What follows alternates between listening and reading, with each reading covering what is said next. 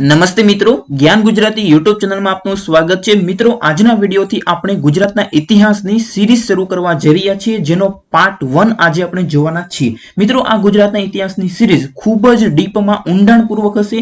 અત્યારના પ્રશ્નો જે રીતના પૂછાય છે તેને અનુલક્ષીને આપણે કન્ટેન્ટ તૈયાર કરવામાં આવેલું છે, તેથી આ વિડીયો ખાસ પૂરેપૂરો અંત સુધી જોતા રહેજો અને જો ગમે તો લાઈક કરજો અને તમારા મિત્રોને વોટ્સએપ ફેસબુકમાં શેર કરવાનું ભૂલતા નહીં।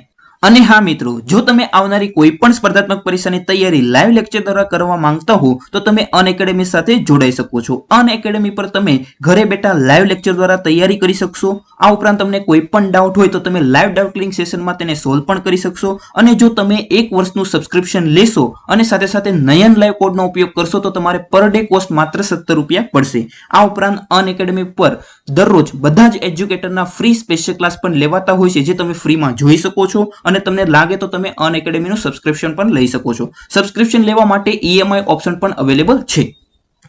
આ ઉપરાંત અનએકેડમી પર દર મહિને તમામ વિષયોના કોર્સ લોન્ચ થતા હોય છે, જેમ કે બંધારણ છે, હિસ્ટ્રી છે, એના અલગ અલગ ઘણા બધા કોર્સિસ લોન્ચ થતા હોય છે। ગણિત, રીઝનિંગ, ઇંગ્લિશ ગ્રામર, ગુજરાતી વ્યાકરણ, આ ઉપરાંત અલગ અલગ બેચ કોર્સિસ પણ લોન્ચ થતા હોય છે। દર મહિને અલગ અલગ બેચ કોર્સિસ જેવા કે જીપીએસસી ક્લાસ 1 2 ક્લાસ 3, બિન સચિવાલય, ATDO, police constable, PSI, ASI વગેરેના કોર્સ લોન્ચ થતા હોય છે અને આ તમામ કોર્સ તમે એક સબસ્ક્રિપ્શનમાં જોઈ શકો છો। અનએકેડમીના સબસ્ક્રિપ્શનના પ્લાનની વાત કરીએ તો અહીંયા તમને અલગ અલગ 1 મહિના, 3 મહિના, 6 મહિના અને 12 મહિના અને 24 મહિના એટલે કે 2 વર્ષના સબસ્ક્રિપ્શનના પ્લાન આપેલા છે, જેમાં તમે નયન લાઈવ કોડ એપ્લાય કરશો એટલે બધા પ્લાનમાં તમને 10% ડિસ્કાઉન્ટ મળી જશે। ઓકે, 1 વર્ષના 7000 રૂપિયા છે, જે તમે નયન લાઈવ કોડનો ઉપયોગ કરશો એટલે 10% એટલે કે 6300 માં પડશે। ઓકે, તો ચાલો જોઈએ આજનો વિડીયો।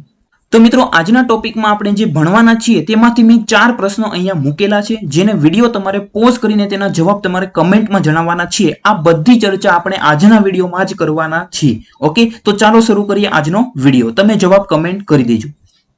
સૌથી પહેલા તો પ્રશ્ન થાય કે ઇતિહાસ એટલે શું? તો કે માનવ જીવનના તમામ પાસાઓ જેવા કે રાજકીય, સામાજિક, આર્થિક, ધાર્મિક, સાંસ્કૃતિક જેવી તમામ બાબતોનું પૃથક્કરણ કરતું શાસ્ત્ર એટલે ઇતિહાસ। ઇતિહાસને આપણે ઇંગ્લિશમાં હિસ્ટ્રી કહીએ છીએ।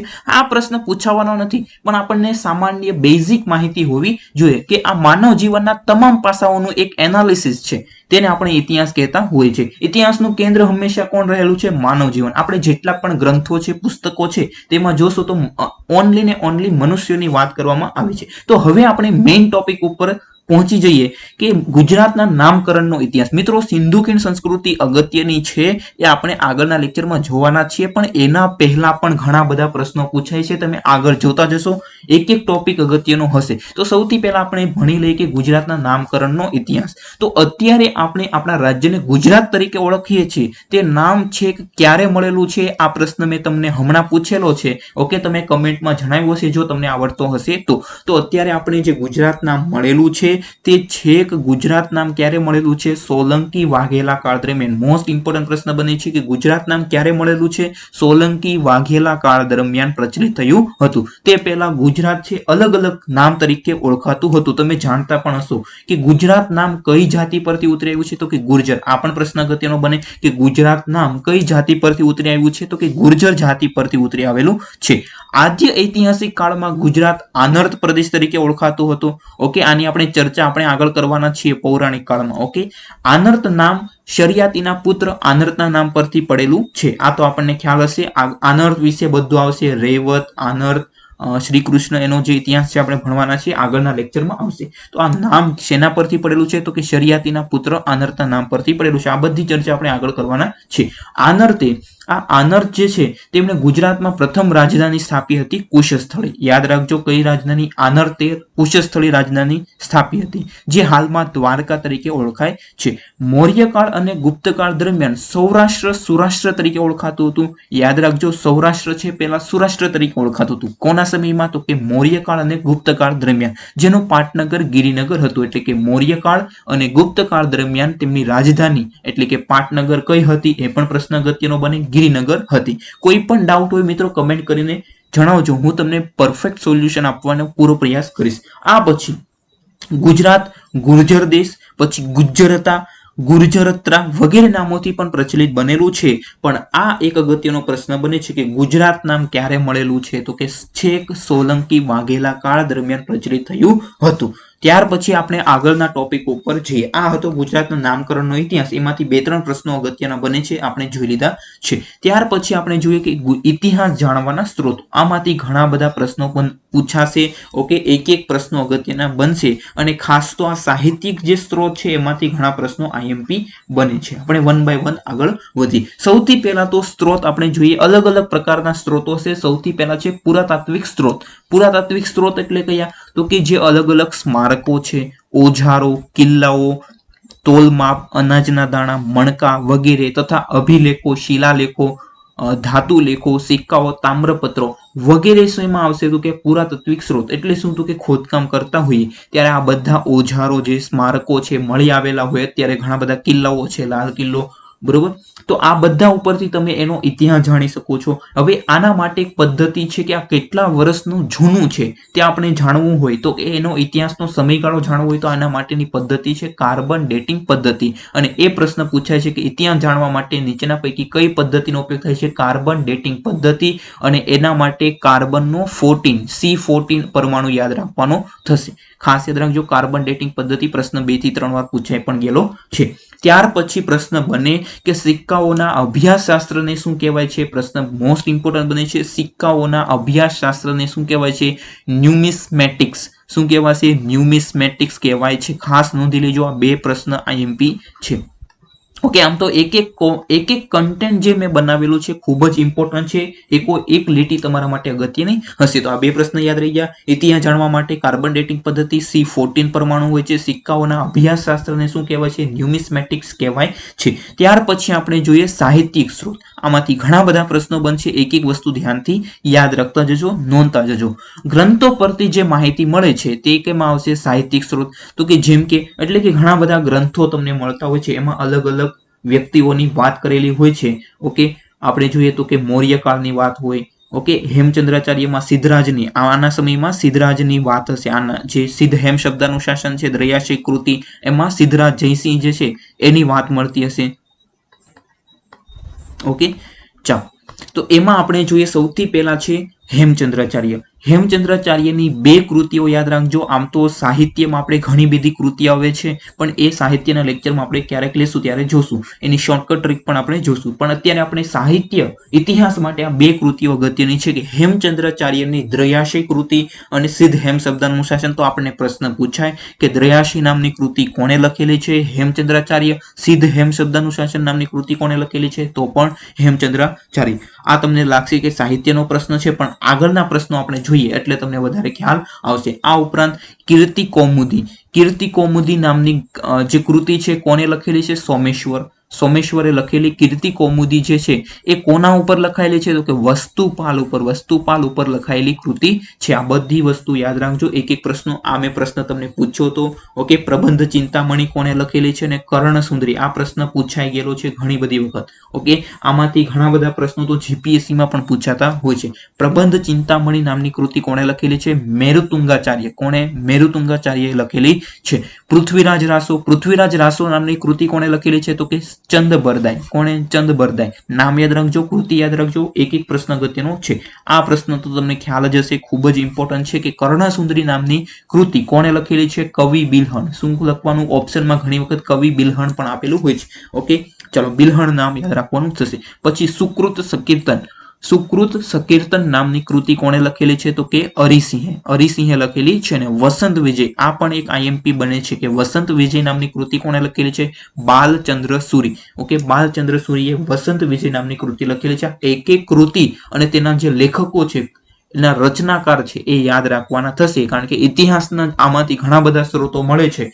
આમાંથી શું મળે છે આપણે આગળ જોશું, પણ આની કોની કૃતિ છે ખૂબ જ અગત્યના પ્રશ્નો બને છે. ત્યાર પછી ત્રીજો સ્ત્રોત કયો છે? તો કે વિદેશી યાત્રાઓનું વિવરણ. વિદેશી યાત્રીઓનું વિવરણ એટલે શું? તો કે વિદેશી યાત્રાળુઓ ભારત આવ્યા હોય જૂના સમયમાં, પ્રાચીન કાળમાં, તો એમના જે ગ્રંથો મળતા હોય તો એમાં પણ કંઈક એમણે જે યાત્રાઓની નોંધણી કરી હોય તો એમાં કંઈક માહિતી આપેલી હશે કે ભાઈ અમે અહીંયા ફરવા ગયા હતા તો એની નોંધ કરેલી હશે, તો એમાંથી પણ ઘણી બધું આપણો ઇતિહાસ જાણવા મળે છે. જેમ કે ગુજરાતમાં 7મી સદીમાં આવેલા હ્યુએનસાંગના ગ્રંથ સિયુકીમાં વલ્લભી, ગિરિનગર અને ખેટક વગેરેનો ઉલ્લેખ જોવા મળે છે. આપણે 7મી સદીના જે કાળ જોશું ત્યારે આપણે વધારે ચર્ચા કરવાના છીએ, પણ અત્યારે આમાંથી પ્રશ્ન ઘણા બધા બનશે એક લીટીમાંથી. પહેલો પ્રશ્ન શું બનશે કે ગુજરાતમાં હ્યુએનસાંગે ક્યારે મુલાકાત લીધી હતી? 7મી સદીમાં. 7મી સદીમાં લીધેલી હતી હ્યુએનસાંગે ગુજરાતની મુલાકાત. આ ઉપરાંત સિયુકી નામનો ગ્રંથ કોણે લખેલો છે? સિયુકી નામનો ગ્રંથ હ્યુએનસાંગે લખેલો છે. અને હ્યુએનસાંગ ક્યાં આવ્યા હતા? વલ્લભી, ગિરિનગર અને ખેટક વગેરેનો ઉલ્લેખ મળે છે સિયુકી નામના ગ્રંથમાં. ત્યાર પછી બીજો એક અગત્યનો પ્રશ્ન બનશે કે આ ઉપરાંત અલ-બરૂની છે એમના તારીખ ઉલ હિન્દ નામના ગ્રંથમાં મૈત્રક વંશની માહિતી મળે છે. તો આમાંથી પણ 2-3 પ્રશ્ન બનશે. કઈ રીતે? તો કે તારીખ ઉલ હિન્દ નામના ગ્રંથના રચયિતા કોણ છે? અલ-બરૂની. તેમાંથી શેની માહિતી મળે છે? મૈત્રક વંશની માહિતી મળે છે. તો આટલું આપણને યાદ રહી જવું જોઈએ કે વિદેશી યાત્રાઓનું વિવરણ. તો આ આપણે આટલા પ્રશ્નો અગત્યના બને છે. ત્યાર પછી આપણે જોયા 3 સ્ત્રોતો જોઈ લીધા ઇતિહાસ જાણવાના સ્ત્રોતો. તો સ્ત્રોત જોયા બાદ આપણે ઇતિહાસનું વર્ગીકરણ જોવું અગત્યનું છે કે એનું કઈ રીતે ક્લાસિફિકેશન થાય છે. વર્ગીકરણ તો સૌથી પહેલા તો ઇતિહાસના આપણે 3 ભાગ પાડી શકીએ છીએ. પહેલા આવશે પ્રાચીન કાળ, પછી આવશે મધ્યકાલીન, પછી આવશે અર્વાચીન. 3 કાળ સમજાયા: પ્રાચીન કાળ, મધ્યકાલીન કાળ, અર્વાચીન કાળ. આપણે 1 by 1 આપણે બધા જોવાના છીએ. પ્રાચીન કાળ, મધ્યકાલીન, અર્વાચીન બધી માહિતી ડીપમાં જોવાના છીએ. પણ અત્યારે સિંધુ ખીણ સંસ્કૃતિનો હું ડાયરેક્ટલી ત્યાંથી પણ શરૂ કરી શકું, પણ તમને ઘણા બધા પ્રશ્નો મિસ ન થઈ જાય એટલા માટે આપણે પહેલા આ લેક્ચર રાખેલો છે. કારણ કે સિંધુ ખીણ સંસ્કૃતિ પહેલાના પણ જે ઇતિહાસ છે એમાંથી પણ ઘણા બધા પ્રશ્નો પૂછાય છે. હમણાં તમે જોજો તલાટીના પણ 2-3 પ્રશ્નો આવશે. આ ઉપરાંત પ્રાચીન કાળને આપણે 3 ભાગમાં વહેંચી શકીએ છીએ: પુરા પાષાણ યુગ, મધ્ય પાષાણ યુગ અને નૂતન પાષાણ યુગ. ઓકે, પુરા પાષાણ યુગ, મધ્ય પાષાણ યુગ અને નૂતન પાષાણ યુગ. પુરા પાષાણ યુગ એટલે કોને કહેવાશે? કે જેમાં પથ્થરોનો ઉપયોગ થતો હોય છે. ઓકે, પથ્થરોનો ઉપયોગ થતો હશે તેવા કાળને શું કહેવાય છે? પુરા પાષાણ યુગ. આ યુગનું બીજું નામ યાદ રાખજો, અશ્મયુગ. ઓકે, તમને ન દેખાય તો બોલું છું, નોંધી લેજો. અશ્મયુગ તરીકે પણ ઓળખાતું હતું. આ જે આપણે ડીપમાં આગળ જોવાના છે, આ તો બેસિક માહિતી અહીંયા આપેલી છે એ પણ જોઈ લઈએ છીએ. તો પુરા પાષાણ યુગ સમજાઈ ગયું, એમાં પથ્થરોનો ઉપયોગ થતો હતો. તેનું બીજું નામ શું છે? અશ્મયુગ. પછી આવે છે મધ્ય પાષાણ યુગ. તો મધ્ય પાષાણ યુગના સમયગાળા દરમિયાન માણસ વૃક્ષની છાલ સ્વરૂપના વસ્ત્રો પહેરતા શીખ્યો હોવાનું મનાય છે અને હથિયાર બનાવતા શીખ્યો હોવાનું પણ મનાય છે. નૂતન પાષાણ યુગ તો કે વ્યવસ્થિત પથ્થરોના વ્યવસ્થિત હથિયાર બનાવતા શીખ્યો, સ્થાયી જીવન જીવવાની શરૂઆત કરી, સૂર્ય, ચંદ્ર, અગ્નિ, વરુણની પૂજા કરતા થઈ. તો હવે આપણે આ 3 પુરા પાષાણ યુગ, મધ્ય પાષાણ યુગ, નૂતન પાષાણ યુગ છે એની આપણે માહિતી લઈ લીધી છે. ત્યાર પછી આપણે પ્રાચીન ગુજરાત આપણે જોઈએ તો એના પાછા 3 ભાગમાં વહેંચવામાં આવે છે. પ્રાચીન ગુજરાત, હવે આપણે પ્રાચીન ગુજરાતનો ઇતિહાસ શરૂ કરીએ છીએ. એને 3 ભાગમાં વહેંચવામાં આવે છે: પ્રાગ ઐતિહાસિક કાળ, આદ્ય ઐતિહાસિક કાળ અને ઐતિહાસિક કાળ. અહીંયા સુધી ક્લિયર? હવે આપણે 1 by 1 ડીપમાં જોવાના છીએ. હવે આપણે જોઈએ અગત્યની નોંધ એક અહીંયા આપેલી છે જે તમારા માટે ખૂબ જ અગત્યની છે. બિન સચિવાલય હોય, તલાટી હોય, ક્લાસ 3 ની કોઈ પણ એક્ઝામ હોય એમાં ઘણી બધી વખત આ પ્રશ્ન પૂછાઈ ગયો છે ડાયનોસર યુગમાંથી. ઓકે, તો ચાલો સૌથી પહેલી લીટી આપણે વાંચીએ, એમાંથી 3-4 પ્રશ્નો બનશે કે મહીસાગર જિલ્લાના બાલાસિનોર પાસે રૈયાલી ગામે, મહીસાગર જિલ્લાના બાલાસિનોર પાસે રૈયાલી ગામેથી ડાયનોસરનું વિશ્વનું પહેલું ઈંડું મળી આવ્યું હતું. આ ઈંડા 6 કરોડ વર્ષ જૂના હોવાનું મનાય છે. પહેલા તો આ લીટીમાંથી ઘણા કઈ રીતે પ્રશ્ન તમને પૂછાઈ શકે તમને કહી દો. વિશ્વનું ડાયનોસરનું પ્રથમ ઈંડું ક્યાંથી મળી આવેલું છે? જિલ્લો પૂછે તો તમારે મહીસાગર લખવાનું છે, તાલુકો પૂછે તો બાલાસિનોર અને ગામ પૂછે તો રૈયાલી ગામ. યાદ રહી જશે. મહીસાગર જિલ્લાના બાલાસિનોર પાસે રૈયાલી ગામેથી મળી આવ્યું હતું. આ ઈંડા 6 કરોડ વર્ષ જૂના હોવાના મનાય છે. ઓકે, અહીં ગુજરાત સરકાર દ્વારા ખાસ યાદ રાખજો, અહીંયા કયું પાર્ક બનાવવામાં આવ્યું? તો કે ગુજરાત સરકાર દ્વારા ઇન્દ્રોડા પાર્ક એટલે કે ડાયનોસર પાર્કની રચના કરવામાં આવેલી છે. ટેલિગ્રામ લિંક ડિસ્ક્રિપ્શનમાં આપેલી છે, ત્યાંથી જોઈન કરી લેજો ખાસ. ઓકે, ચાલો તો આ ડાયનોસર યુગ વિશે બધાને ક્લિયર કે મહીસાગર જિલ્લાના બાલાસિનોર પાસે રૈયાલી ગામેથી ડાયનોસરનું વિશ્વનું પહેલું ઈંડું મળી આવ્યું હતું. આ ઈંડા 6 કરોડ વર્ષ જૂના હતા. અહીં ગુજરાત સરકાર દ્વારા ઇન્દ્રોડા પાર્ક એટલે કે ડાયનોસર પાર્કની રચના કરવામાં આવી હતી. ત્યાર પછી આપણે આગળ વધીએ. આપણે 3 ભાગમાં વહેંચ્યું હતું ને, પ્રાચીન ગુજરાતને આપણે પ્રાગ ઐતિહાસિક કાળ, આદ્ય ઐતિહાસિક કાળ અને ઐતિહાસિક કાળ, એ 3 ભાગમાં વહેંચ્યું હતું. એનો આપણે પહેલો ભાગ છે જોઈએ છે.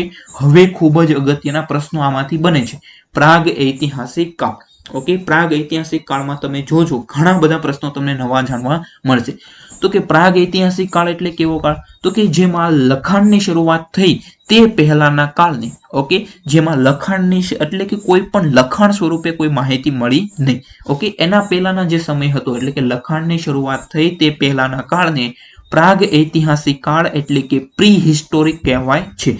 ગુજરાતમાં જો મોસ્ટ ઇમ્પોર્ટન્ટ છે, અહીંયા હું લખી પણ દઉં છું, ખાસ યાદ રાખજો કે ગુજરાતમાં પ્રાગ ઐતિહાસિક કાળના સૌ પ્રથમ અવશેષો 1893માં ઈસવીસન 1893માં તત્કાલીન વડોદરા રાજ્યના ભાગ ગણાતા વિજાપુર તાલુકામાં સાબરમતી નદી તટેથી કોઢ અને પેઢામલી ખાતેથી મળી આવેલા છે. ખાસ યાદ રાખજો આ પ્રશ્ન. ત્યારે આ વડોદરા રાજ્યમાં ભાગ ગણાતો હતો, પણ અત્યારે પૂછે તો તમારે યાદ રાખવાનું કે મહેસાણા જિલ્લામાં. કેમાં? મહેસાણા જિલ્લામાં. તો આમાંથી કઈ રીતે પ્રશ્ન બનશે એ તમને જણાવી દઉં છું કે ગુજરાતમાં પ્રાગ ઐતિહાસિક કાળના સૌ પ્રથમ અવશેષો ક્યાંથી મળી આવ્યા હતા? તો યાદ રાખજો કોઢ અને પેઢામલી ગામેથી. કોઢ અને પેઢામલી ગામેથી. અને જો જિલ્લો પૂછે તો યાદ રાખજો મહેસાણા જિલ્લા. અને ત્યારે કયું રાજ્ય નામ હતું? તો કે ત્યારે વડોદરા રાજ્યમાં આ ગણાતું હતું. અને ત્યાં પણ વિજાપુર તાલુકામાં સાબરમતી નદીના તટેથી મળી આવ્યા હતા. અને એક અગત્યનો પ્રશ્ન સાલ પણ પૂછાઈ શકે કે ગુજરાતમાં પ્રાગ ઐતિહાસિક કાળના સૌ પ્રથમ અવશેષો કોઢ અને પેઢામલી ગામેથી ક્યારે મળી આવ્યા હતા? 1893. હમણાં બીજો પણ આવશે, લાંઘણેજ પણ આવશે, એટલે એ બંનેમાં મિક્સ ન થાય એનું ધ્યાન રાખજો. કોઢ અને પેઢામલી ખાતેથી સૌથી પહેલા મળી આવ્યા હતા, પછી લાંઘણેજમાંથી. કોઢ અને પેઢામલીમાંથી ક્યારે? 1893માં. આનો આપણે જોશું 1941માં આગળ જોવાના છીએ. આ સૌ પ્રથમ અવશેષો કોણે શોધ્યા હતા? ગુજરાતમાં પ્રાગ ઐતિહાસિક કાળના સૌ પ્રથમ અવશેષો કોઢ અને પેઢામલી ખાતેથી મળી આવ્યા હતા, પણ કોણે શોધી કાઢ્યા હતા? રોબર્ટ બ્રુસ ફ્રૂટ નામના ભૂસ્તર શાસ્ત્રીએ શોધી કાઢ્યા હતા. કોણે?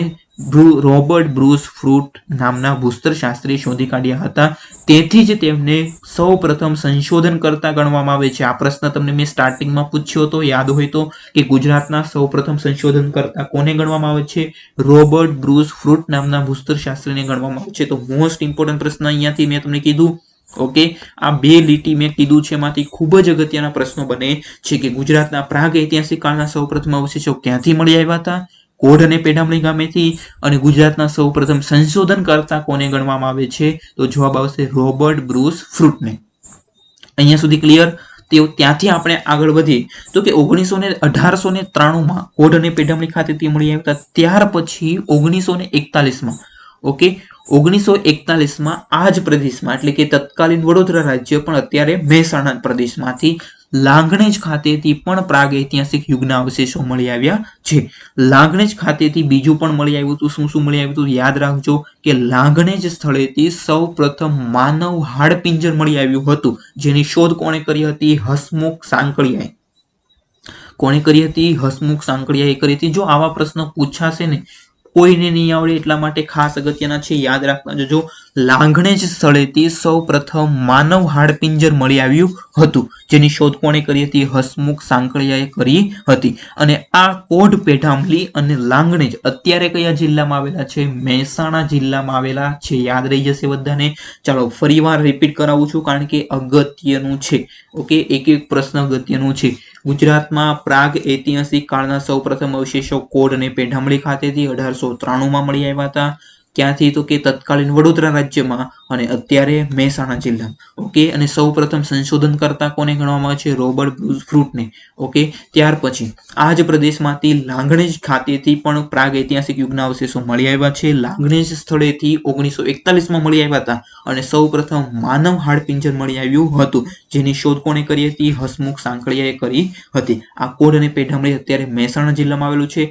પ્રાગ ઐતિહાસિક કાળ, આ પ્રાગ ઐતિહાસિક કાળ જોઈએ છે તેને પાછું 3 ભાગમાં વહેંચવામાં આવે છે. ખાસ સમજો, પ્રાગ ઐતિહાસિક કાળને 3 ભાગમાં, એટલે કે પુરાતન પાષાણ યુગ, મધ્યમ પાષાણ યુગ અને નૂતન પાષાણ યુગ. આમાંથી તમને ખ્યાલ હશે કે બિન સચિવાલયમાં અથવા તો તલાટીમાં મને ખ્યાલ છે ત્યાં સુધી પ્રશ્ન હતો કે કયા યુગમાં અગ્નિની શોધ થઈ હતી અને પશુપાલનની શરૂઆત ક્યારે થઈ હતી અને પૈડાની શોધ ક્યારે થઈ હતી. આ 3 પ્રશ્નો ખાસ અગત્યના છે, યાદ રાખતા જજો.